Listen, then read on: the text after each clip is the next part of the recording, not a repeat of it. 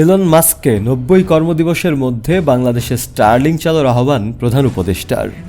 বাংলাদেশের দ্রুততম সময়ে স্টারলিং স্যাটেলাইট ইন্টারনেট পরিষেবা চালুর আহ্বান জানিয়েছেন প্রধান উপদেষ্টা ডক্টর মোহাম্মদ ইউনূস। একই সঙ্গে তিনি খ্যাতনামা প্রযুক্তি উদ্যোক্তা ও টেসলার সিইও এলন মাস্ককে বাংলাদেশ সফরের আমন্ত্রণও জানিয়েছেন। সম্প্রতি এলন মাস্কের সঙ্গে এক ভার্চুয়াল বৈঠকে অংশ নেন অন্তর্বর্তী সরকারের প্রধান উপদেষ্টা ডক্টর ইউনূস। আলোচনায় স্টারলিংকের সম্ভাবনা ও বাংলাদেশের ডিজিটাল পরিকাঠামোতে এর অন্তর্ভুক্তি নিয়ে কথা হয়।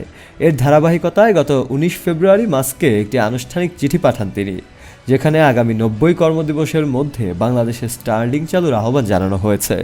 চিঠিতে ডক্টর মোহাম্মদ ইউনূস উল্লেখ করেন, স্টারলিং ইন্টারনেট সেবা চালু হলে বাংলাদেশের তরুণ প্রজন্ম সবচেয়ে বেশি উপকৃত হবে।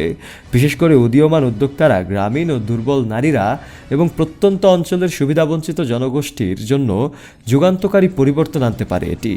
মাস্ককে বাংলাদেশ সফরের আমন্ত্রণ জানিয়ে প্রধান উপদেষ্টা ডক্টর মোহাম্মদ ইউনূস বলেন, আসুন উন্নত ভবিষ্যৎ নির্মাণ এবং পারস্পরিক দৃষ্টিভঙ্গি বাস্তবায়নের জন্য একসঙ্গে কাজ করি।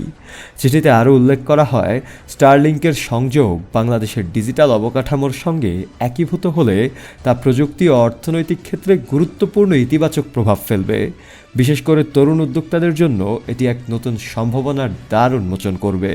মূলত কিছুদিন আগেই কিভাবে উচ্চ গতির ও কম খরচে ইন্টারনেট সংযোগ বাংলাদেশকে অগ্রসর করতে পারে তা নিয়ে প্রধান উপদেষ্টার সাথে কথা হয় এলন মাস্কের। এছাড়া শিক্ষা, স্বাস্থ্যসেবা ও অর্থনৈতিক উন্নয়নের দিক বিবেচনা করে এবং প্রত্যন্ত এলাকায় ক্ষুদ্র উদ্যোক্তাদের কথা মাথায় নিয়ে কিভাবে এগিয়ে যাওয়া যায় তা নিয়েও কথা হয়েছে তাদের। শফিউল মাওলা, কালের কণ্ঠ।